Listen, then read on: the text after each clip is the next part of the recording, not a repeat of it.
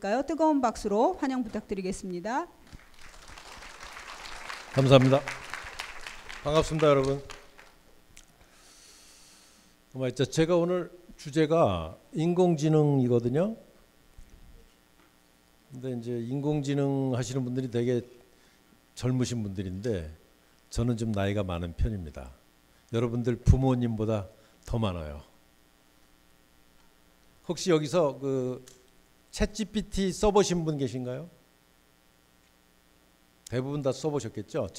챗GPT와 비슷한 그 그림 그려보신 분, 미드저니나 스테이블 디퓨전 써보신 분 계신가요? 미드저니 써보신 분 없어요? 스테이블 디퓨전 없어요? 그건 그림 그리는 인공지능 앱입니다. 이게 이제 그 교양 강좌라고 그래서 제가 알기로는 그 약간 넓은 주제를 가지고 여러분들 교양을 좀 증진하고 그다음에 여러분 살아가는데 좀 교훈이 될 만한 그런 강의를 하는 거라고 알고 있고요. 제가 작년에 또 와서 한번 강의를 했습니다.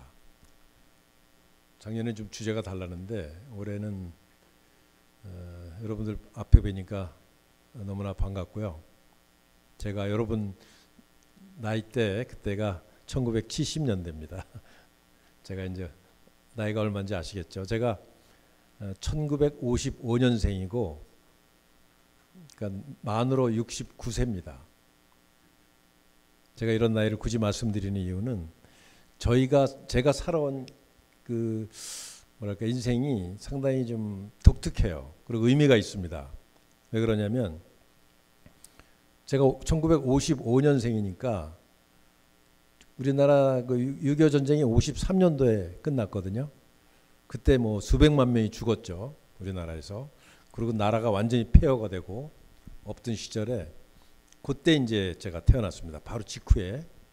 그리고 우리 때는 거의 농촌 사회였어요.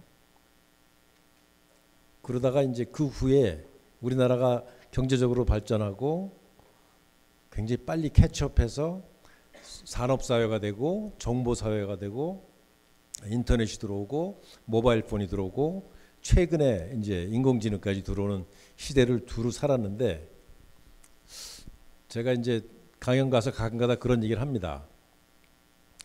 우리 세대에 특히 나는 농촌 시대에 태어나서 1차 산업혁명과 관련된 일하고 2차 산업혁명 관련된 일하고 3차 산업혁명 관련된 일에서 선도해서 하고 또 4차 산업혁명까지 했다.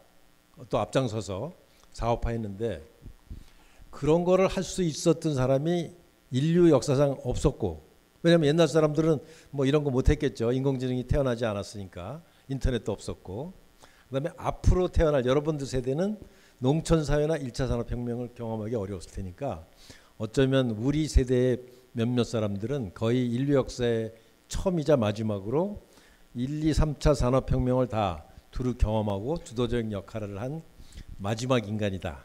제가 그렇게 흥미삼아서 그렇게 생각해 봤습니다. 무슨 뜻인지 이해 가세요? 네, 고맙습니다. 그래서 여러분들 그 앞으로 살아갈 때 뭐 참고가 되실 것 같아서 제 이력을 좀 더 말씀드리면 우리 시대만 하더라도 한번 직장에 들어가면 평생 직장 생활을 한다고 생각했어요. 그래서 저도 처음에 대학을 졸업하고 삼성그룹에 들어가서 CJ 제일제당이라는 회사에서 16년간을 일했습니다. 근데 이제 운이 좀 따라서 제가 런던에서 런던 지점장을 했고 또 뉴욕에서도 뉴욕 지점장을 했어요. 그러고 나서 제가 나이 40살에 회사를 그만두고 지금까지 한 25년간 회사를 한 10개쯤 창업했습니다. 그런 거를 우리나라에 흔치 않은데 그런 거를 이제 미국에서는 연쇄 창업가라고 그래요. 여러분들 연쇄 살인자라는 말은 아시죠? 근데 연쇄 창업가란 말도 있습니다. 시리얼 앙트프레너라고 하는데 미국에서는 상당히 존경받는 사람들이 많아요. 연쇄 창업가. 대표적인 사람이 누구죠? 연쇄 창업가로 여러분들 혹시 기억나시는 분? 여러 기업을 창업해갖고 나름대로 성공한 사람. 대표적인 사람이 일론 머스크인데, 일론 머스크 아시죠? 일론 머스크 아는 사람 많이 아시네. 예. 뭐 테슬라라는 자동차 회사도 하고 스페이스 X라고 하는 우주선 사업도 하고 또 굉장히 많은 페이팔이라고 하는 그 핀테크 사업도 하고 굉장히 많은 사업을 하는 아주 천재적인 사람이죠. 지금 전 세계에서 가장 돈이 많은 사람이 일론 머스크입니다. 그 X라고 하는 트위터를 갖다 인수해 갖고 사업도 하고 있고, 어쨌든 그 연쇄 창업가가 상당히 흥미있는 분야 중에 하나입니다. 그래서 저도 여러분들 중에 많은 분들이 연쇄 창업가로 되셨으면 좋겠다 이런 생각을 하고, 연쇄 창업가가 어떻게 살아가는 건지 제가 이제 그런 예 중에 하나를 이제 말씀드리는 거예요. 그래서 제가 연쇄 창업가로서 일을 하게 된 그 주요한 계기는, 제가 이제 뉴욕에서 제가 선물 거래라는 걸 했는데, 여러분들 제일제당은 다 아시죠? 여러분들 아마 제일제당 제품 안 쓰는 분들은 아마 거의 없으실 것 같은데, 설탕도 있고 뭐 밀가루도 있고 조미료도 있고 요즘 비비고 만두도 있고 많이 있죠. 올리브영도 CJ 제일제당 겁니다. 영화관, CGV 다 가보시죠. 그것도 CJ 제일제당 겁니다. 제가 뉴욕에 있을 때 이제 저는 주로 설탕과 관련된 일을 했고, 무역 거기서 선물 거래를 했어요. 그래서 제가 대학 졸업하고 삼성그룹에 처음 들어가서 한 일이 1차 산업혁명과 관련된 일이었어요. 제가 어렸을 때는 제가 농촌에서 이제 살았죠. 그때는 뭐 우리 집에 전기도 잘 안 들어왔고, 제가 저희 집에 전화기가 들어온 게 대학생 때 들어왔습니다. 유선전화. 어쨌든 그런 굉장히 빠른 시간 흐름 속에서 살았는데, 그러다가 이제 설탕 관련된 일을 했어요. 제가 설탕이라는 얘기 왜 말씀드리냐면, 설탕이라고 하는 물건이 1차 산업혁명의 대표적인 물건입니다. 1차 산업혁명이 1780년경에 그 증기기관이 나오고, 그다음에 이제 방직기가 나오고, 그다음에 그 코크스로 제강을 하면서 이제 영국에서 생긴 게 1차 산업혁명인데, 1차 산업혁명 시대가 식민지 시대입니다. 영국이라든가 이런 프랑스 같은 그 선진국들, 산업혁명을 먼저 한 나라들이 전 세계를 다니면서 식민지를 만들었고, 그때 가장 중요한 상품 중에 하나가 설탕이었어요. 쿠바라든가 이런 남미에서 사탕수수를 키워갖고 그거를 잘라서 즙을 낸 다음에 그거를 정제할 때 굉장히 큰 그 기계 엔진이 필요했습니다. 그러니까 굉장히 오래된 산업이죠, 설탕. 그리고 굉장히 중요한 영양원이죠. 어쨌든 제가 이제 그런 일을 상당히 오랫동안 했기 때문에, 그래서 1차 산업혁명에 중요한 일을 했다는 거 이렇게 말씀드릴 수 있고요. 그러다가 제가 이제 2차 산업혁명적인 일을 하게 된 게, 2차 산업혁명은 대개 전기, 자동차 뭐 이런 게 이제 2차 산업혁명이라고 보시면 됩니다. 전기라는 게 참 대단한 거죠. 1880년경부터 전기가 나와갖고 이제 전등도 켜기 시작하고, 그다음에 이제 모터도 생겨서 자동차가 생기고 내연기관이 생기는 게 이제 2차 산업혁명 시대인데, 그러고 나서 이제 3차 산업혁명은 여러분들 컴퓨터라고 생각하시면 됩니다. 컴퓨터는 1960년대 처음 생겨갖고 1980년대 후반부터 이제 그러니까 노트북, 그러니까 개인용 컴퓨터가 생기기 시작했고, 그때 1978년경에 그 가정용 컴퓨터, 데스크탑 컴퓨터를 가지고 대학생으로서 19살, 20살으로서 처음 사업을 시작한 사람이 스티브 잡스하고 빌 게이츠입니다. 지금도 빌 게이츠 여러분들 아시죠? 스티브 잡스는 다 아시죠? 여러분들이 쓰고 있는 스마트폰은 그 빌 게이츠 때문에 생긴 거죠. 그 사람들이 저하고 나이가 같습니다. 1955년생이에요. 근데 그 사람들이 고등학교 때 처음으로 컴퓨터를 접하고 대학교를 중퇴하고 컴퓨터를, 그때 데스크탑 컴퓨터를 만들어 갖고 오늘 세계를 바꾼 사람들이 바로 그 사람들이고, 그 사람들이 소위 그 2차 산업, 3차 산업혁명의 핵심이라고 볼 수 있죠. 근데 우리나라는 그보다 상당히 늦게 컴퓨터가 도입돼 갖고, 제가 1981년도에 삼성그룹에 입사했을 때는 컴퓨터가 어마어마하게 컸습니다. 그러니까 IBM 컴퓨터라는 메인프레임이라고 했는데 회사마다 이런 컴퓨터 전용 방이 있었어요. 이만한 방에 어마어마하게 큰 컴퓨터가 들어있었는데 그 당시 이 방을 꽉 찬 컴퓨터의 성능이 여러분들 지금 갖고 있는 스마트폰보다 성능이 10분의 1도 안 됩니다. 그러다가 이제 81년도에 제가 삼성그룹에 들어가서 그 일을 하기 시작했는데 그때 처음으로 우리나라에서 81년도에 그 각 부서마다 데스크탑 컴퓨터를 하나씩 줬어요. 한 30명당 하나씩. 근데 이제 워낙 생소한 기계다 보니까 아무도 안 써. 그래서 제가 이제 그때 신입사원이었는데 제가 이제 혼자 그걸 쓰기 시작했습니다. 그래갖고 그때 가르쳐 주는 사람도 없어서 그냥 매뉴얼 보고 독학으로 그 스프레드 시트 아시죠 여러분들? 스프레드 시트가 대표적인 게 엑셀인데 그때는 엑셀도 없었어요. 엑셀 생기기 전에 로투스 1, 2, 3라는 게 있었는데 그것도 없었고. 근데 이제 제가 뭐 흥미가 있어갖고 그 컴퓨터를 가지고 독학으로 랭귀지를 배웠습니다. 혼자 공부를 했어요. 그래서 그때 이제 랭귀지 이름이 그 베이직이라는 랭귀지가 있었는데 그다음에 MS 도스라는 랭귀지가 있었어요. 그걸 가지고 제가 이제 막 프로그램을 개발을 했습니다. 혼자. 그때는 사무 자동화라고 얘기했는데 제가 왜 이런 말씀드리냐면 그러한 그 계기가 제 일생을 바꿔놨습니다. 제가 평생 동안 IT, 인터넷, 컴퓨터 관련된 일을 하게 된 계기가 그때 생긴 거거든요. 저 대학교 때 저는 참고로 생물학을 전공했습니다. 제 전공과 전혀 다른 길을 간 거예요. 아마 여러분들 상당수는 지금 하는 전공과 다른 인생을 사실 거예요. 그리고 아마 여러분들의 상당수는 최소 3개 내지 5개 이상의 직업을 갖게 될 겁니다. 지금 세상이 그렇게 바뀌었어요. 옛날하고 다릅니다. 그래서 지금 여러분들 전공 공부도 착실히 하셔야 되지만 다양한 분야 공부를 하셔야 되고 특히 인터넷과 컴퓨터 공부를 열심히 하셔야 됩니다. 그래서 제가 제 사례를 말씀드리는 거예요. 그래서 제가 회사에서 뭐 시킨 일도 아닌데 혼자 한 3개월 동안 열심히 프로그램을 만들었어요. 그래갖고 그때 이제 제가 만든 소프트웨어가 뭐 계산하는 건데 그러니까 원당 설탕이 이제 외국에서 들어오면 그거를 가공해 갖고 뭐 판매하는데 배가 많이 들어오고 그 물량이 어떻게 되고 이런 거를 굉장히 복잡한 그 계산을 해야 되는 게 있는데 그거를 옛날식으로 이제 표를 하면 그 전에는 막 주판으로 했고 그때는 카시오 그 계산기로 했는데 한 5시간 걸렸어요. 계산하는데. 계산해 갖고 표를 만드는데. 근데 제가 컴퓨터로 그걸 해 갖고 한 5분 안에 할 수 있는 소프트웨어를 만들었습니다. 아주 획기적이었죠. 그래갖고 그런 소프트웨어를 이제 만들었는데 지금으로 치면 엑셀 매크로라고 보시면 됩니다. 엑셀을 이제 계산식을 넣은 거죠.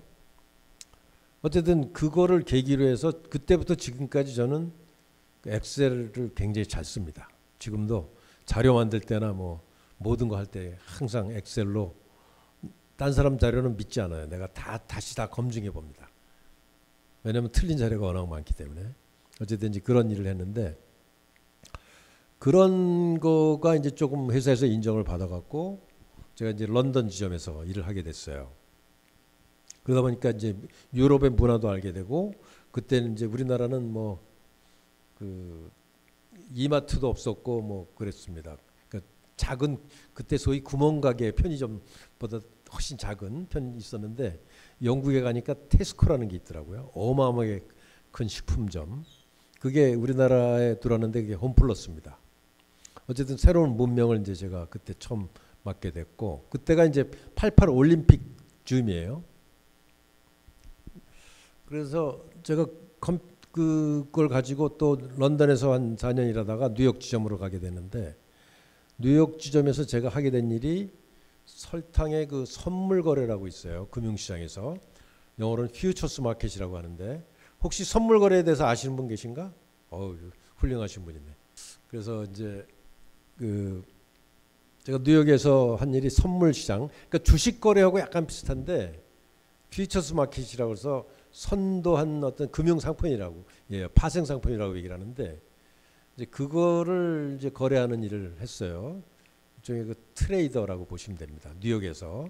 그러니까 전 세계 그 엄청난 경쟁이 치열한 시장에서 스크린 쳐다보면서 이제 거래를 하는 이제 그런 일을 했는데, 그게 스트레스가 엄청나게 심합니다. 주식 펀드 매니저도 그렇고 외환 딜러도 그렇고 스트레스가 많아서, 그것을 거기에 있는 알고리즘을 컴퓨터로 바꿔서 자동으로 화하는 프로그램을 제가 이제 직접 개발을 했어요. 그때가 이제 1990년대인데, 그때 인공지능이라는 걸 제가 처음 접합니다.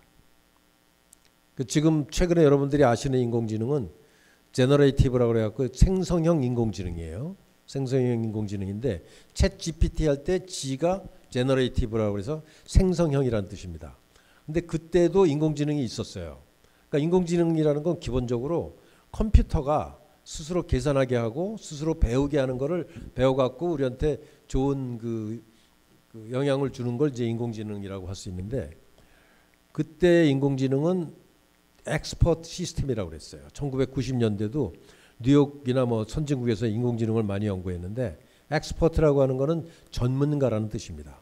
전문가 인공지능.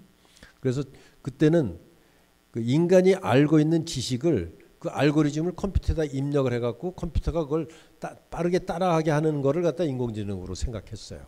지금은 메커니즘이 완전히 다릅니다. 그래서 이제 그런 기술도 활용하고, 그래서 주식시장 혹은 선물시장, 외환시장에서 컴퓨터가 알아서 사고 팔게 하는 이제 그런 알고리즘을 컴퓨터로 개발하는 일을 했는데, 요즘 그게 굉장히 각광받는 분야입니다. 그게 로봇 어드바이저라고 그래서, 로봇 어드바이저, 로봇가 어드바이스를 한다, 자문을 해준다, 이런 뜻이에요. 그래서 로봇 어드바이저라는 분야가 증권 분야에서 굉장히 큰 사업 분야입니다. 그러니까 돈을 맡기면 컴퓨터에 맡겨갖고 컴퓨터가 사고 팔고 해갖고 돈을 불려주는 걸 갖다 이제 로봇 어드바이저라고 그래요. 한번 여러분들 찾아보시면 나올 텐데, 그걸 제가 이제 90년대 뉴욕에서 그걸 하다가 그러다가 이제 뜻이 있어서 현장에서 이제 회사를 그만두고 회사를 창업합니다. 뉴욕에서. 그래갖고 그때 제가 헤지 펀드라는 걸 해요. 헤지 펀드. 헤지 펀드라고 들어보신 분? 헤지 펀드라는 게 조지 소로스 들어보셨어요? 그러니까 이제 펀드인데 상당히 규모가 크고 절대 수익률을 추구하는 펀드를 되게 이제 헤지 펀드라고 얘기를 합니다. 그래서 이제 그런 사업을 시작했다가 망했습니다. 제가 회사를 창업을 한 10개 이상 했는데 그중에 한 7개를 망했어요. 그러니까 이제 연쇄 창업가의 길이라는 게 원래 그렇습니다. 회사 창업하면은 성공할 확률이 되게 5%가 안 됩니다. 벤처기업이라는 게. 어쨌든 이제 그런 이제 뼈아픈 경험이 있었는데, 그게 저로서는 약간 2차 산업혁명적인 일에 이제 본격적으로 종사한 거라고 볼 수 있고요. 그러다가 제가 이제 1999년도에 한국에 돌아와서, 돌아오기 전에 미국에서 뭘 하냐면은 인터넷 사업을 시작합니다. 인터넷 사업. 여기 계신 분들 중에 혹시 주식 투자 해보신 분 계신가요? 손 한번 들어보세요. 주식 투자. 꽤 계시네. 부끄러워하실 게 아니라 굉장히 좋은 겁니다. 미국에서는 중학교 때부터 주식 투자를 본격적으로 가르쳐요. 왜냐하면 주식이라는 게 굉장히 중요한, 인간의 삶에 있어서 굉장히 중요한 거기 때문에 어려서부터 배우는 게 좋습니다. 제가 한 거는 그 주식 투자와 관련된 정보를 제공하는 인터넷 사업을 제가 이제 99년도에 창업을 하는데, 그 회사가 이름이 팍스넷이라는 회사입니다. 팍스넷. 혹시 들어보신 분 없겠죠? 지금 검색해 보세요. 팍스넷 검색 해보세요. 팍스넷 띄고 박창기 이렇게 한번 쳐보세요.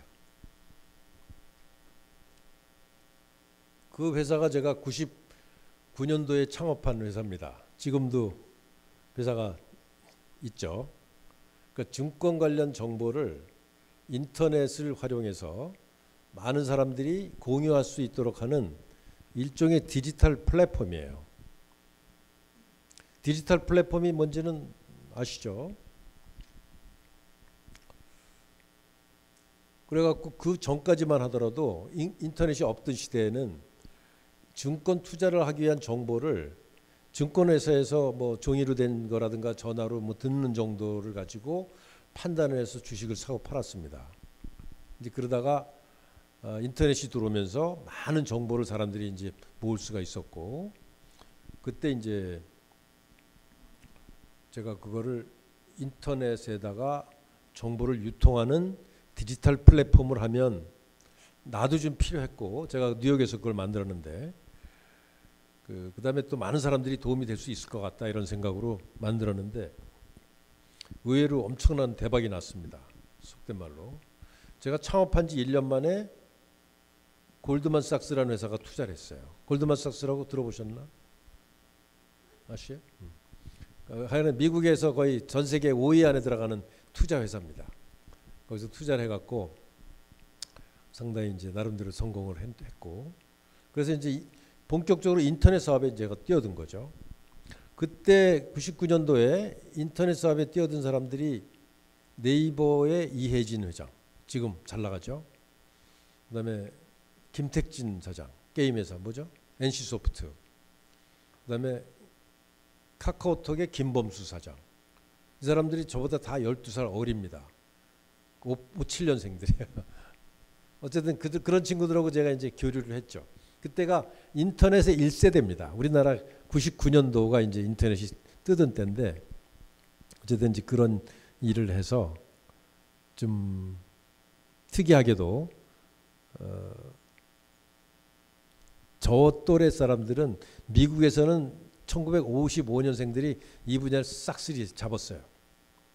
빌 게이츠하고 스티브 잡스가 대표죠. 그다음에 구글의 에릭 슈미트도 1955년생입니다. 근데 우리나라는 67년생들이 다 잡았어요. 특이하죠. 왜 그런지 한번 생각해 볼 필요가 있어요. 네이버의 이혜진, 그다음에 다음에 이재웅, 그다음에 NC소프트의 김택진, 그다음에 카카오톡의 김범수, 다 67년생입니다.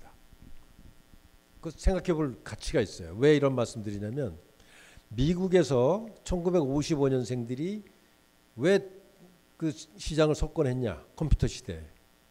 바로 고등학교 말, 대학교 처음에 그때 처음으로 데스크탑 컴퓨터가 나온 거예요. 그러니까 젊은 시절에 거기에 도전할 수 있고 열정을 가질 수 있는 시절이 바로 20대 전후입니다. 그래서 결국은 그 사람들이 장악한 거예요. 근데 우리나라는 그보다 12년 늦은 1967년생들이 고등학교 때 이 우리나라의 그 집집마다 그 데스크탑이 보급되기 시작합니다. 그러니까 그때 익숙해진 사람들이 도전을 해서 지금의 인터넷 세상을 지금 장악하고 있는 거예요. 왜 이게 중요하냐면 지금 인공지능이 본격적으로 생긴 지 얼마 안 됐죠. 챗 GPT가 나온 게 언제로 아실 거 계시나? 혹시 그 여학생 혹시 아세요? 챗 GPT 몰라요? 오픈 AI가 본격적으로 출시된 거 아세요? 오픈 AI의 챗 GPT 3.5가 출시된 시점. 1년 반 좀 넘었습니다. 그러니까 22년, 그러니까 2022년 12월 달에 챗 GPT가 나와갖고 세계가 깜짝 놀랐어요. 야, 이런 어마어마한 물건이 나올 수 있구나. 컴퓨터가 이렇게 말을 잘하고 컴퓨터가 인공지능이 이렇게 글을 잘 써주고 획기적인 성능이 나오는 걸 보고 깜짝 놀랐는데 바로 1년 반밖에 안 된 겁니다. 그러니까 이제 인공지능 시대는 바로 태어난 거예요. 그리고 바로 태어난 인공지능 시대에 주역이 될 수 있는 사람들은 바로 여러분 세대라는 걸 얘기하는 거예요. 20대 초반. 컴퓨터가 처음 나왔을 때 20대 초반이었던 빌 게이츠와 스티브 잡스가 지금까지도 인터넷과 관련된 시장을 잡고 있잖아요. 그리고 우리나라도 컴퓨터가 보급됐을 때 고등학교, 대학 20대 전후했던 바로 이혜진, 김택진, 뭐 이런 김범수 이런 사람들이 잡고 있듯이 지금 바로 20대 초반에 있는 여러분들이 앞으로 있을 인공지능 시대의 주역이 될 수 있는 그런 세대라는 걸 말씀드리는 거예요. 굉장히 중요한 메시지라고 저는 생각을 합니다. 근데 저처럼 이제 늦가기로 하는 사람도 있습니다만은 한번 도전해 볼 가치가 있어요. 그러다가 제가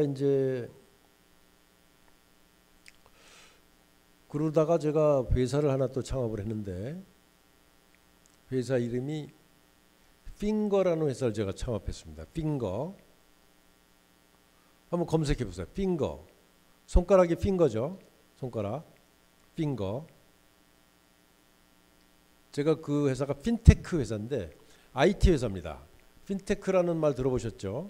금융과 은행과 관련된 소프트웨어 회사를 뭐 송금하는 거 이런 거 회사를 이제 핀테크라고 합니다. 핀테크가 굉장히 각광을 받는 산업 분야예요. 핀테크. 핀테크라는 말은 파이낸스 테크놀로지라는 뜻입니다. 핀, F-I-N, 테크, 테크놀로지. 그러니까 은행이라든가 증권이라든가 보험 관련된 송금 관련된 일을 컴퓨터로 적극 활용하는 산업을 이제 핀테크라고 하고, 핀테크가 얼마나 중요하냐면은 미국에는 페이팔 마피아라는 게 있어요. 페이팔 마피아. 마피아가 뭔지 아시죠? 갱스터 집단. 근데 페이팔 마피아. 페이팔 아까 말씀드린 적이 있는데 페이팔이라는 회사가 1998년도인가 만들어진 대표적인 핀테크 회사입니다. 그러니까 이메일 주소 갖고 송금할 수 있는 서비스예요. 근데 그 페이팔이라는 회사를 98년도인가 창업을 해갖고 일론 머스크하고 피터 틸하고 호프만 이런 사람들이 만들었어요.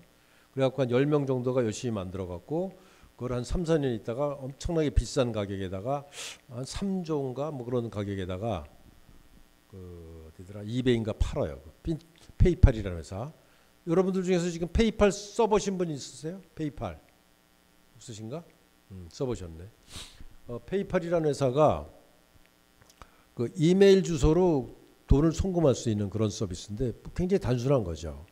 근데 어쨌든 인터넷과 컴퓨터를 이용해서 이 송금을 굉장히 편리하게 하는 서비스를 개발한 게 바로 오늘날의 일론 머스크가 만들어진 게 그런 겁니다. 그 다음에 피터 틸이라는 그 어떤 획기적인 인물이 태어났고, 어쨌든 그 핀테크라는 분야가 엄청나게 이제 중요한 분야인데, 또 여러분들 혹시 그 유니콘이라는 말 들어보셨나? 유니콘이라는 게 젊은 벤처기업가들의 꿈입니다. 유니콘은 뭐 아시는 분들 있지만 있겠죠. 그러니까 말인데 말, 뿔이 하나 달린 말. 윤이라는 게 하나라는 뜻이에요. 뿔이 하나 달린 말을 이제 유니콘이라고 하는데, 그 이제 동화나 뭐 신화에 나오는 거 개념이죠.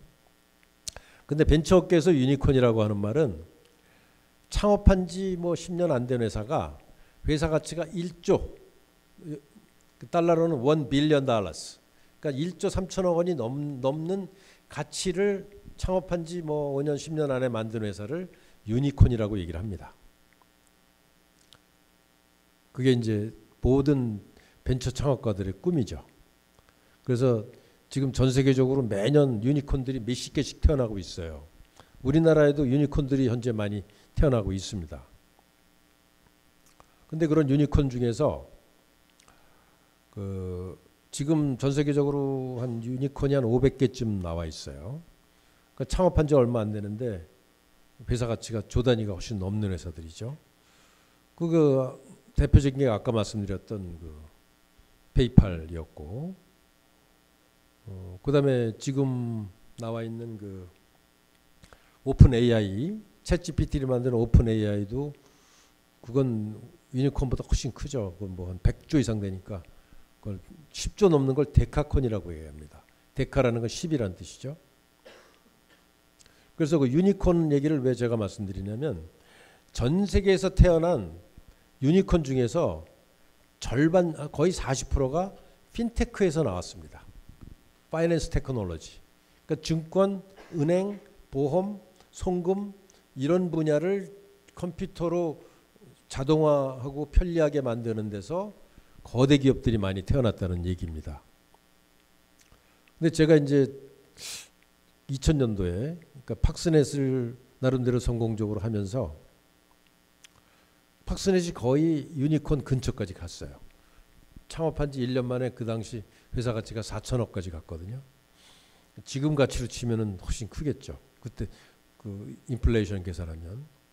그래서 제가 앞으로 뜰 분야는 핀테크일 거다. 그런 생각을 하고 핀테크 회사를 하나 창립합니다. 그 회사 이름이 핑거예요. 핑거. F-I-N 파이낸스. GR은 매니저. 끝자를 따갖고 핑거라는 회사를 만들었어요. 그 회사가 지금도 있습니다. 우리나라의 핀테크 회사 중에서 꽤 큰 건데 그 이제 코스닥에 상장해갖고 좀 잘하고 있어요. 여러분들이 쓰는 모바일 앱 중에서 은행 관련 모바일 앱의 대부분은 그 회사가 만든 겁니다. 핑거라는 회사가. 지금 찾아보시면 나와요. 그래서 이제 그 회사를 또 제가 한 4년 정도 경영을 했는데 그리고 이제 후배들한테 넘겨주고 저는 좀 성격이 새로운 거 나오면 새로운 데 꽂혀갖고 옛날 거를 잘 게을리하는 성격이 있어서 여러 군데 이렇게 올라타는 다른 사업을 많이 하는 그 일종의 성향이 있어서 또 딴 사업을 합니다. 그리고 이제 그거 말고도 제가 또 관심사가 많아서 약간 뭐 정치 경제학과 관련된 책도 좀 쓰고 여러 가지 활동을 하다가 그러다가 그때까지는 이게 3차 산업혁명과 관련이 있다고 보시면 돼요. 핀테크라든가 뭐 팍스넷이라든가 인터넷이라든가 컴퓨터 이런 건 다 이제 3차 산업적인 성격이 있는데 갑자기 이제 4차 산업혁명이라는 게 이제 떠오르기 시작하죠. 4차 산업혁명이라는 단어가 이제 뜨기 시작하는 거는 한 2015년경인데 그러니까 여러분들이 한 중학생 때쯤 여기 되게 한 2000년생쯤 되나? 2003년? 몇 년생이세요? 네? 02년 2002년 그 정도 또래신 것 같은데 그러니까 2015년경부터 전 세계적으로 4차 산업혁명이라는 단어가 이제 태어나기 시작합니다. 여러분들 그 스마트폰이 생긴 게 2007년 8년도니까 여러분들 한 5살 뭐 이때쯤 이제 스마트폰이 나와서 세상이 이제 한번 뒤집어지죠.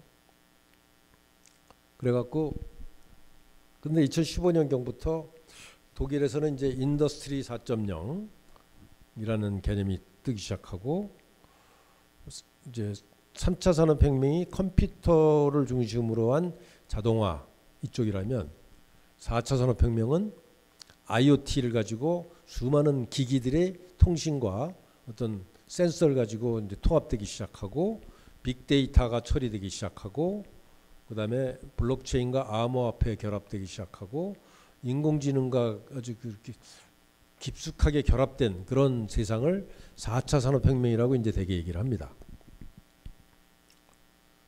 그래서 4차 산업혁명 이제 시대가 2015, 16년도부터 얘기가 나오기 시작하는데 그때 제가 이제 딴 일을 좀 하고 있었어요. 저는 그때 그 political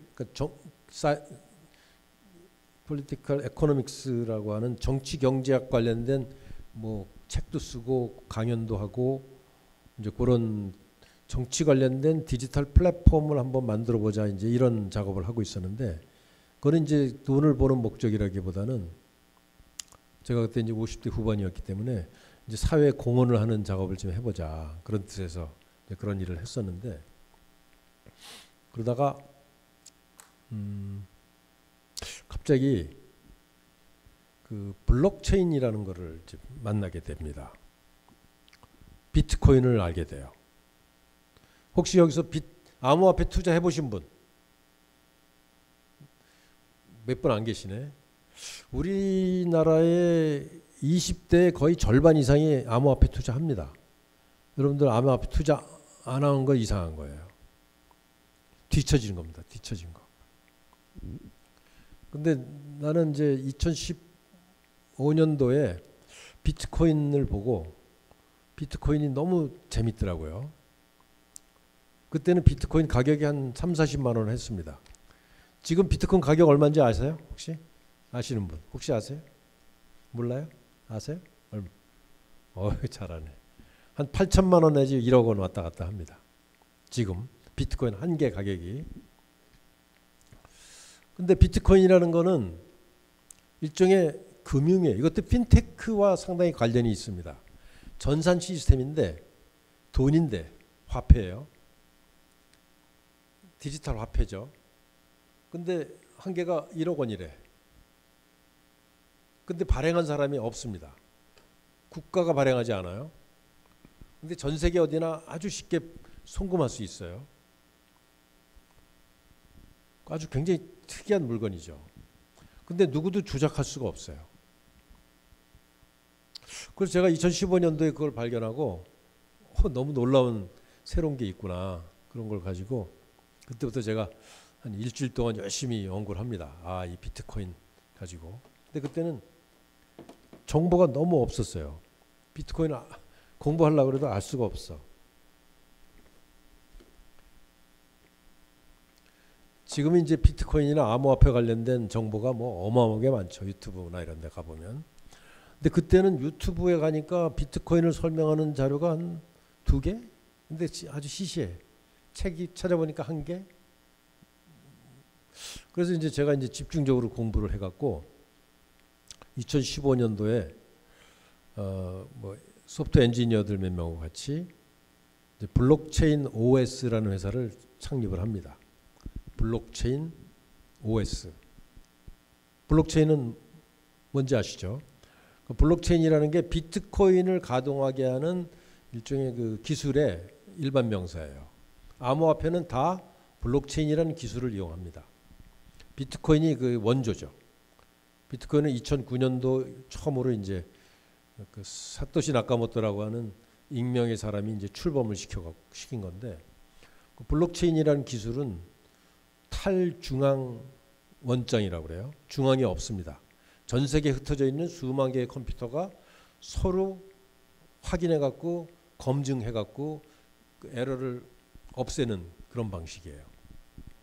그래서 그 탈중앙화된 자율 조직이 그 은행의 장부, 송금의 장부를 이렇게 만드는 시스템인데, 야, 이게 앞으로 굉장히 뜰 것 같다. 근데 이것도 일종의 OS다. OS라는 말 아시죠? 오퍼레이팅 시스템. 윈도우즈가 OS고 MS-DOS가 OS고 안드로이드가 OS고, 그 오퍼레이팅 시스템은 컴퓨터를 돌리는 어떤 기본적인 메커니즘의 어떤 플랫폼을 이제 프로토콜과 플랫폼을 합해서 OS라고 얘기하는데, 오퍼레이팅 시스템. 블록체인도 앞으로 OS가 될 거다 이런 생각을 해서 제가 이제 블록체인 OS라는 회사를 창업을 합니다. 그래서 블록체인이라는 OS라는 회사를 창업하고, 그 다음에 이제 이 분야를 아는 사람이 너무 없어갖고 제가 매주 사람들을 모아갖고 일주일에 한 번씩 세미나를 해요. 강남에서, 그다음에 이태원에서. 그래갖고 이제 사람들하고 같이 이제 공부를 해야 되니까. 그리고 이제 제품을 제작하기 시작합니다. 컴퓨터를 가지고 블록체인 시스템을 이제 제작을 하는 거죠. 그래갖고 2016년도에 한 1년쯤 작업을 해서 이걸 가지고 암호화폐를 하나 지금 발행해야 되겠다. 이렇게 이제 생각을 합니다. 그래갖고 블록체인 OS의 앞자를 딴 보스, BOS라고 하는 코인을 제가 이제 제작을 해요.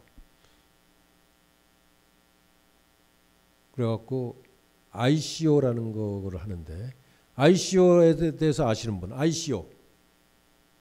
ICO라는 게 어마어마한 선풍적인 어떤 광풍이 분 적이 있습니다. Initial Coin Offering이라고 해서 여러분들 고등학교 때일 거예요 아마. 2018년, 17년, 18년, 19년 3년 동안 아주 광풍이 일어났는데, 누구나 화폐를 찍어서 팔 수 있는 거예요. 이니셜 코인 오퍼링이라고 합니다. 여러분들 지금 인공 암호화폐는 빗썸이나 업비트라는 데서 이제 거래를 하는데 거기에서 거래되는 그 암호화폐들이 다 민간이 발행한 국제 화폐라고 생각하시면 됩니다. 그 대표적인 게 이제 비트코인이고 그 다음에 나온 게 이제 이더리움이라는 게 나왔는데 비트코인의 지금 가치가 1,500조쯤 돼요. 거의 2,000조 가까이 됩니다. 2,000조 원.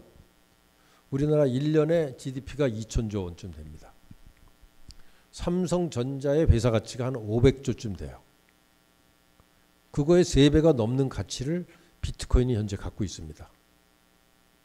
근데 돈이야, 돈. 국제화폐.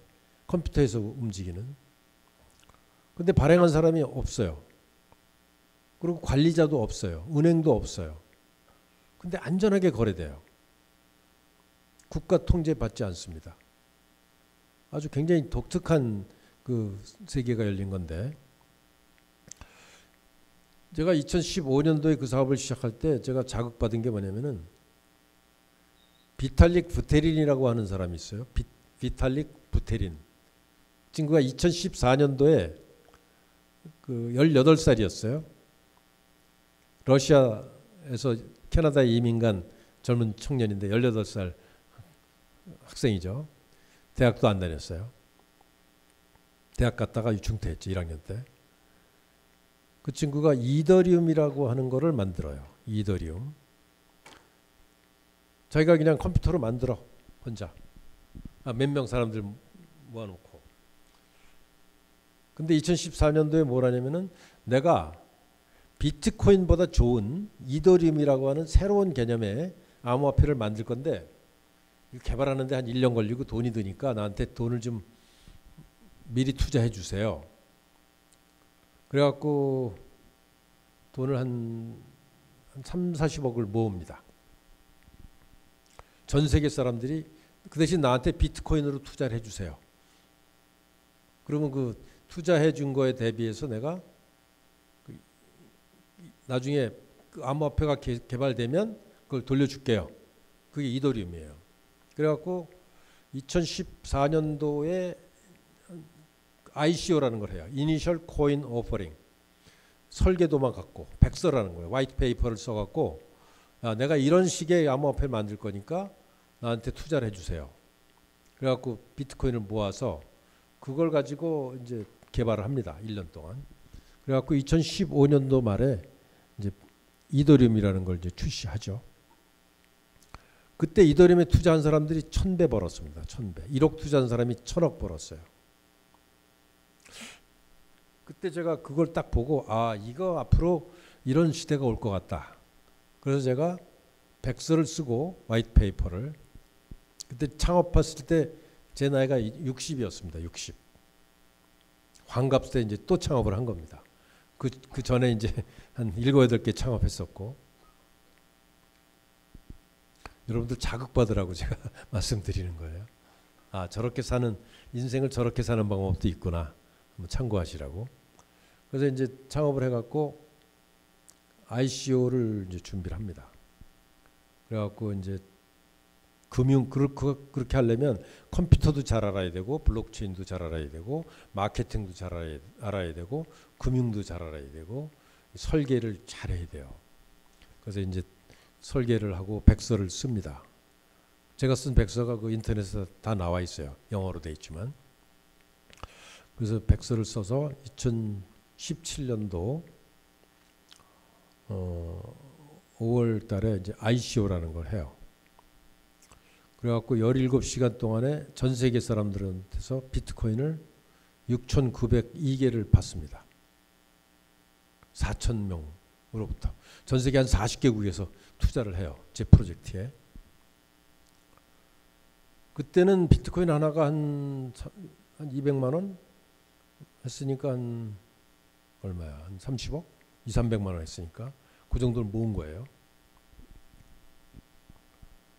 근데 지금까지 그걸 갖고 있었으면 한 6천억쯤 됩니다. 6천억. 제가 그 ICO 하면서 총 10,000개를 모으는데 비트코인을 근데 이제 우리나라에서 워낙 생소하고 아는 사람도 없고 야 이거 사기 아니야? 뭐 이런 생각들이 많았어요. 이해도 안 가고 도대체 이 금융 인류의 역사에서 돈을 민간이 이런 식으로 컴퓨터로 발행한다는 게 도저히 납득이 안 간다. 그래서 그때 강연을 굉장히 많이 다닙니다. 제가 한 강연을 그때 한 100회쯤 다닌 것 같은데 거의 매주 다녔으니까 2016년, 17년 동안.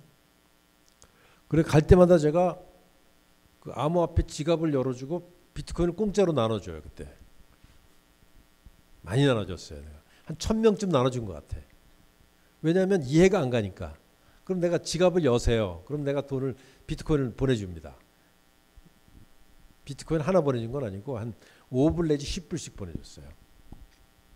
그러면서 내가 뭐라고 그랬냐면 이게 앞으로 100배 내지 500배 오를 겁니다. 비트코인 가격이. 그러니까 이걸 이해하시고 투자하세요. 조금씩.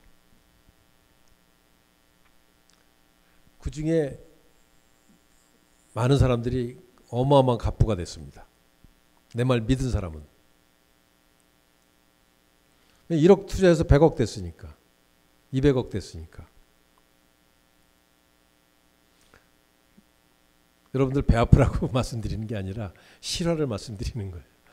그 증거가 제 이름으로 된 유튜브에 보면 다 있습니다. 2016년도에 내가 강의한 거, 17년도에 강의한 거, 강의할 때 제가 비트코인 나눠두는 게 다 녹화돼 갖고 지금 남아 있어요. 참고로 보시고. 그래갖고 이제 그 후로 우리나라가 ICO라는 게 거의 한 1000개 정도가 이루어져요. 그래갖고 돈이 한 30조 이상이 움직입니다. 30조 원. 그리고 세상이 바뀌는 기술이 된 거예요. 암호화폐와 블록체인 기술이. 그래서 지지난주에 한국에서 거대한 그 블록체인 행사가 있었어요. 전 세계에서 한 5,000명이 왔습니다. 우리나라에. 그래갖고 한 10,000여 명이 모여갖고 전 세계에서 이 블록체인과 암호화폐와 인공지능이 결합된 새로운 비즈니스 모델 가지고 막 새로운 그 네트워킹하는 어마어마하게 큰 행사가 있었어요. 1년에 한 번씩 있습니다. 그게 코리아 블록체인 위크라고 하는 행사예요. 그래서 뭐 여러분들 대학생이시지만 그런 행사 같은 데 가보면 대학생들도 많습니다. 비탈릭 부테린이 지금 전 세계에서 가장 유명하고 가장 성공한 사람인데 18살 때 했습니다. 그거를.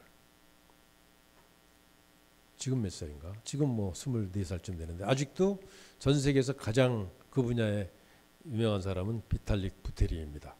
우리나라에도 대단한 사람들이 많이 태어났어요. 지금도 많은 사람들이 그걸 하고 있고 일종의 핀테크의 어떤 연장에서 생긴 암호화폐 블록체인의 완전히 새로운 세계가 열린 겁니다. 그래서 이제 그런 분야를 이제 제가 했고 그러다 이제 제가 또 은퇴를 했어요. 은퇴. 이제 나이 많으니까 이제 은퇴하자.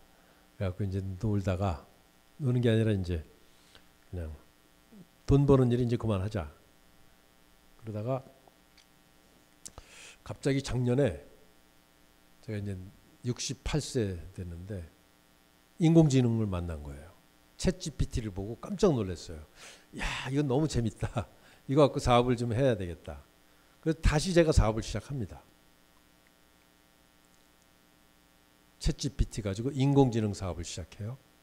그래갖고 회사를 만든 게 AIQ라는 회사를 만듭니다. AIQ. IQ. 그러니까 여러분들이 AI를 이용해서 IQ를 올려라 뭐 이런 뜻이에요. 그래서 회사 이름이 AIQ입니다. AIQ. 여러분들 디스코드 쓰시나요? 디스코드? 디스코드에서 오픈 프리 AI 이걸 검색해 보세요. 오픈 프리 AI. 오픈이라는 건 열려 있다는 뜻이죠. 프리는 공짜라는 뜻이고 프리 AI 하면은 이런 게 뜹니다. 들어가 보면 이런 게 나옵니다. 그럼 여기에 인공지능과 관련된 아주 굉장히 좋은 서비스들을 거의 한 100가지 정도를 여러분들이 써볼 수 있어요. 공짜로. 대단한 겁니다. 그래서 챗GPT를 쓰면은 뭐 어마어마한 장점이 있다는 건 다 아실 거예요. 그리고 여러분들이 인공지능을 한 사람과 안 한 사람의 차이가 뭐냐면 일단 연봉이 2배 이상 차이 납니다. 똑같은 사람이 인공지능을 공부하면 연봉 5천 받던 사람이 1억 받고 1억 받던 사람들이 2억 원 받습니다. 이건 절대적인 진리예요. 미국에서는 인공지능 석사 정도 하면은 초봉이 5억 원입니다. 석사 박사까지 한 사람들은. 한국에서 석박사에도 마찬가지예요. 미국으로 가면 초봉이 5억 원입니다. 왜 그러냐면 일단 인공지능을 공부를 하면 생산성이 한 1~2배는 올라가요. 무조건 올라갑니다. 소프트웨어 엔지니어들 여기 좀 계실 수 있는데 소프트웨어 엔지니어가 인공지능을 활용하면 생산성이 한 5배쯤 올라갑니다. 그러니까 회사 입장에서는 무조건 월급 2배 주는 게 낫겠죠. 그러니까 여러분들이 인공지능에 대해서 좀 접근하고 싶어도 매달 20불씩 내는 게 많으니까 어떤 사람들은 막 한 달에 30만 원씩 냅니다. 이걸 제대로 써보기 위해서. 근데 그 참 비용이 부담스럽잖아요. 그죠? 근데 여기서 들어가면 무료로 몇 시까지 써볼 수 있어요. 예를 들면 이 왼쪽에 있는 메뉴가 인공지능과 관련된 그 서비스들인데요. 여기 이제 멀티 LLM이라고 있어요. LLM은 라지 랭귀지 모델이라는 뜻이에요. 그래갖고 여기 보면 메타의 라마라는 게 있죠. 이게 몇십조 원을 투자해서 만든 겁니다. 그래서 여기다가 질문을 하면 답변을 엄청나게 잘해줘요. 그다음에 미스트랄이라는 게 있어요. 이것도 뭐 몇 조 단위의 투자를 해서 만든 겁니다.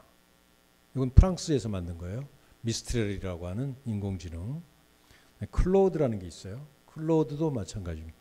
그 몇십조 투자해서 만든 회사고 엔진이고, 그다음에 메타의 라마가 또 여러 종류 있고, 우리나라 LG에서 만든 인공지능 모델이 있습니다. 그다음에 업스테이지에서 만든 것도 있고, 그다음에 허깅페이스라는 게 있고, 중국 코히어라는 게 있어요. 이거는 캐나다 겁니다. YI라는 게 있어요. 이거는 중국 겁니다. 이런 식으로 라지 랭귀지 모델만 10개 이상을 여러분들이 무료로 써볼 수 있어요. 이게 답변이 다 다르게 나옵니다. 인공지능이라는 게 특성상 질문에 따라서 답변이 다 달라요. 그 다음에 이제 또 재밌는 게 멀티모달이라는 게 있는데, 멀티모달이라는 거는 그 LLM이 그러니까 문서뿐만 아니라 문서만 주로 되는데 그림과 동영상과 음악, 시각, 그래픽 이런 걸 처리하는 걸 이제 멀티모달이라고 그래요. 그래서 멀티모달 중에서 예를 들면은 뭐 대표적인 게 이제 미드저니라는 겁니다.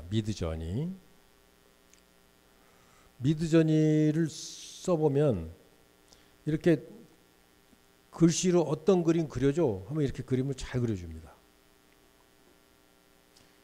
뭐 한 1분 내, 뭐 몇십 초 내에 다 그려줘요. 여러분들 그 제가 보내드린 그 URL에 들어가서 한번 테스트해봐요. 굉장히 재밌습니다. 근데 이것도 종류가 굉장히 많거든요. 대표적인 게 이제 미드저니고, 그 다음에 이제 스테이블 디퓨전이라는 게 또 유명해요. 미드저니가 유명하고. 근데 그림을 그려주는 스타일이 다 다릅니다.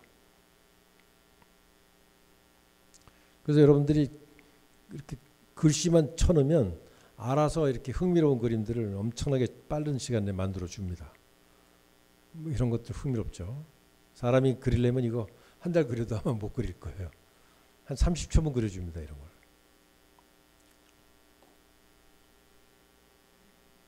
그 다음에 예를 들면은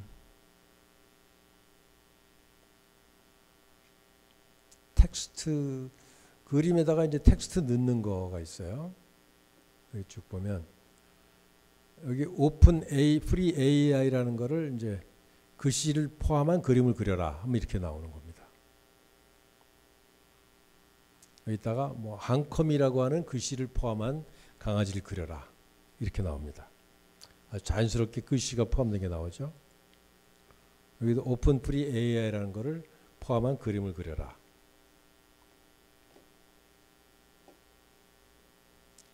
강아지한테 이렇게 그려라. 이런 거를 어마무시하게 잘 그립니다.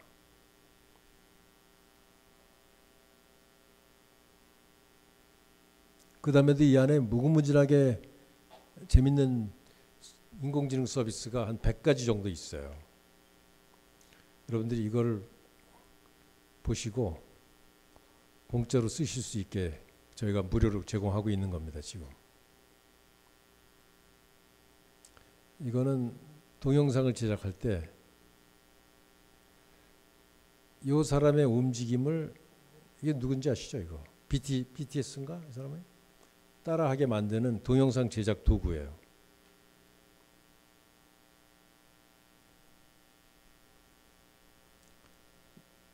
그 다음에 이제 여기 비디오도, 그러니까 그 동영상, 뭐 그림, 뭐 번역, 그 다음에 뭐 여기 의학 관련된 거, 양리학 관련된 거, 보험 관련된 거, 페르소나라는 캐릭터, 수학을 잘하는 인공지능, 컴퓨터 코딩을 잘하는 인공지능, 유튜브의 특정 기능을 잘 만드는 인공지능, 이런 것들이 엄청나게 파워풀하게 많습니다. 이게 사주 운세를 만드는 인공지능, 여자친구 인공지능, 뭐 여러 가지 특성의 인공지능들을 저희가 한 100가지 정도를 만들어서 올려놓은 거예요. 그러니까 여러분들 언제든지 쓸 수 있으니까 한번 좀 디스코드에 있는 오픈 프리 AI를 좀 참고하시면 좋을 겁니다. 그래서 제가 이제 인공지능 사업에 이렇게 열심히 지금 하게 된 거는 상당히 중요한 의미가 있어요. 인류 역사에서 굉장히 중요한 전환 포인트입니다. 이거는 단순히 4차 산업혁명이라고 하는 것보다 훨씬 더 큰 의미가 있는 것 같아요. 인공지능이. 이게 단순히 어떤 그 기술 뭐 이런 문제가 아니고 인류의 문명 전체를 다 뒤집어 놓고 여러분들의 그 인생 전체를 뒤집어 놓을 겁니다. 여러분들이 어쩌면은 고등학교 때 대학 가려고 열심히 3년 동안 공부한 것보다 인공지능 한 달 공부한 게 훨씬 더 효과가 있을 거예요. 왜냐하면 인공지능을 잘 활용하면 완전 천재, 예를 들면 뭐 거의 하버드 대학 갈 정도의 천재를 내 비서로 둔다고 생각하시면 됩니다. 그 정도로 막강한 그 툴을 여러분들이 가질 수 있는 시대가 온 거예요. 그래서 여러분들한테 이 인공지능 분야는 지금 시작해도 전혀 늦지 않습니다. 빨리 시작한 사람들이 한 1년 반 된 거니까요. 그래서 거의 비슷한 선상에 있어요. 여러분들도. 저도 마찬가지고. 그래서 이 분야는 다른 공부하는 거 다 합한 것보다 더 많이 인공지능에 공부해야 됩니다. 이건 분야와 상관없어요. 뭐 컴퓨터 관련된 분야는 물론이고 뭐 디자인이라든가 그래픽이나 이쪽도 물론 되고 뭐 문화 예술 쪽도 마찬가지고 어떤 분야에 있는 사람이건 인공지능에 그걸 적극적으로 활용하지 않으면 아마 인공지능을 잘 쓰는 사람의 노예가 될 가능성이 높습니다. 여러분들이. 노예가 될 거냐 마스터가 될 거냐 주인이 될 거냐는 여러분들이 선택하는 건데, 그래서 이런 인공지능이 여러분들 인생에 굉장히 중요한 계기가 될 거예요. 그래서 지금이라도 늦지 않았으니까. 지금 빠른 겁니다. 지금부터 인공지능 공부를 좀 하세요. 인공지능을 가르쳐주는 교육과정은 굉장히 많습니다. 무료과정도 많고. 그러니까 많은 시간을 인공지능을 공부하는 데 쓰시고, 물론 이제 컴퓨터 전공하지 않은 분들은 활용하는데도 뭐 무궁무진하니까 활용하시고, 또 컴퓨터 관련돼 조금 뭐 흥미나 재주가 있다 그러면은 코딩도 하시면 좋습니다. 인공지능 코딩은 인공지능이 도와주기 때문에 완전히 초보자도 한 달만 공부하면 웬만한 코딩 전문가보다 더 잘하게 됩니다. 코딩을. 왜냐면 인공지능이 해주니까 코딩을. 그러니까 인공지능 코딩은 여러분들은 꼭 지금부터라도 하는 걸 제가 권해요. 굉장히 빠르게 쉽게 코딩을 인공지능이 알아서 해주고 에러 나면 고쳐줍니다. 그래서 이제 저도 인공지능 교육 사업을 지금 하고 있어요. 그래서 이제 이거는 좀 빨리 확산시킬 필요가 있겠다. 그래서 제가 인공지능 협회를 하나 만듭니다. 인공지능 지능협회라고 그래서 만든 지는 한 3개월 정도 됐는데 아주 굉장히 활성화되어 있어요. 그래서 저 뒤에 계시는 양승미 교수님도 제가 오늘 초대했는데 채팅방에 거기 어마어마한 그 사회 여론 주도층들이 들어와 있습니다. 한 350명 들어와 있는데 인공지능 전문가들도 꽤 있고 인공지능이 세상을 바꿀 거고 중심이 될 거다라는 것을 아는 사람들이 매일 모여서 공부하는 방입니다. 그래서 새로운 정보를 취득하고 그래서 제가 이제 이런 인공지능 서비스를 개발하는 회사를 하고 있고 그다음에 이제 인공지능 관련된 협회를 운영하면서 교육 사업을 해요. 근데 인공지능 관련된 교육은 정부에서 지원 자금이 굉장히 많이 나옵니다. 여러분들 찾아보시면 인공지능 무료 교육이 아주 널렸어요. 우리 협회에서도 인공지능 교육을 무료 교육을 합니다. 정부가 지원 자금을 많이 대주기 때문에. 그래서 관심 있으신 분들은 꼭 찾아서 인공지능 교육을 좀 받으시고 그다음에 이제 우리가 11월 달에 저희 협회에서 대규모 그 전시회와 컨퍼런스를 합니다. 코엑스에서 삼성동에 이제 코엑스 있는 거 아시죠? 그 3일 동안 아주 다양한 분야의 인공지능 전문가들이 모여서 최신 동향, 그다음에 산업화 뭐 이런 거를 이제 컨퍼런스하고 전시회도 하는데 저도 놀란 게 제가 이제 그 사업을 주관하고 있어요. 인공지능 컨퍼런스 혹은 전시회, 특히 컨퍼런스를. 그래서 제가 처음에는 좀 작게 시작했는데 지금 규모가 어마어마하게 커졌어요. 예를 들면 국방 관련된 인공지능을 좀 해달라고 그랬더니 국방인공지능협회라는 게 있더라고요. 거기서 할 일이 너무나 많다는 거야. 사업거리도 엄청나게 많고 기존에 있는 국방 무기들이 다 인공지능과 결합해야 됩니다. 이제는 드론도 인공지능과 결합해야 되고 잠수 그 로봇도 인공지능과 결합해야 되고 전투 로봇이죠. 그다음에 뭐 배도 인공지능과 결합해야 되고 다 인공지능과 연결돼야 되는 시대가 온 거예요. 그다음에 또 하나 분야는 자율주행차와 로봇 분야도 다 이제 인공지능과 긴밀하게 결합됐습니다. 그래서 그걸 하루 종일 그 컨퍼런스를 해요. 국방 인공지능 컨퍼런스를 하루 종일 하고 그다음에 로봇과 자율주행차 관련된 컨퍼런스 하루 종일 하고 그다음에 의료 분야 관련된 의료 분야도 인공지능이 지금 굉장히 중요해졌습니다. 컨퍼런스 하루 종일 하고 그다음에 문화 콘텐츠 쪽도 굉장히 커졌어요. 교육도 마찬가지죠. 교육도 인공지능이 지금 완전히 교육 시스템을 바꾸고 있습니다. 우리나라가 내년부터 디지털 교과서가 생기죠. 거기에 핵심은 인공지능입니다. 그래서 거의 모든 분야가 인공지능이 뒤덮고 있어요. 그래서 그거를 총망라하는 컨퍼런스를 저희가 11월 27, 28, 29 하니까 여러분들 꼭 한번 와서 보시기 바랍니다. 어쨌든 여러분들 인생에서 어쩌면 가장 큰 행운은 인공지능을 만나는 거라고 볼 수 있어요. 근데 전 세계적으로 인공지능을 접근할 수 있는 사람들이 많지 않습니다.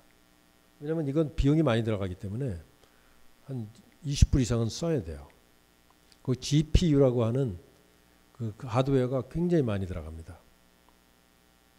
여러분들 엔비디아라는 회사 들어본 적 있나? 엔비디아? 엔비디아라는 미국 회사가 있는데 젠슨 황이 이제 대만 사람인데 회사 가치가 4천조가 됐어요. 3천조가 넘었어요. 200조 하던 회사가 4천조까지 올라갑니다.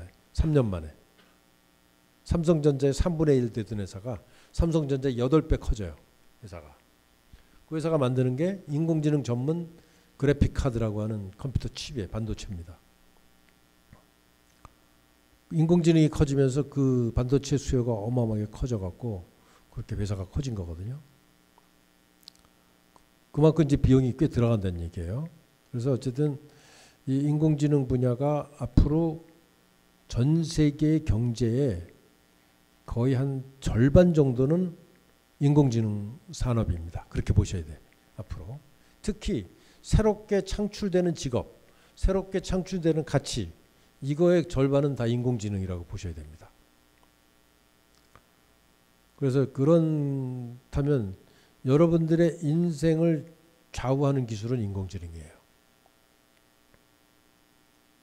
그래서 어떤 방식으로든 간에 인공지능 잘하는 분들하고 친하게 지내셔야 됩니다. 저하고 친하게 지내시면 좋아. 그래서 저한테 제 연락처는 이메일이나 이런 거 다 쉽게 찾을 수 있으니까 드릴 테니까 인공지능을 어떻게 공부하면 좋으냐, 인공지능 관련돼서 직업을 뭘 얻으면 좋겠냐, 그런 인공지능에서 사업을 하려면 어떤 준비를 하는 게 좋냐, 그런 거 궁금하신 분들은 저한테 연락을 주세요. 그럼 제가 다 연락을 드릴게요. 그래서 그런 분야에 관심 있는 분들은 제 이메일 주소 지금 드릴 테니까 저한테 이메일로 연락 주세요. 강의 이 정도로 마치고요. 네, 만나서 반갑습니다.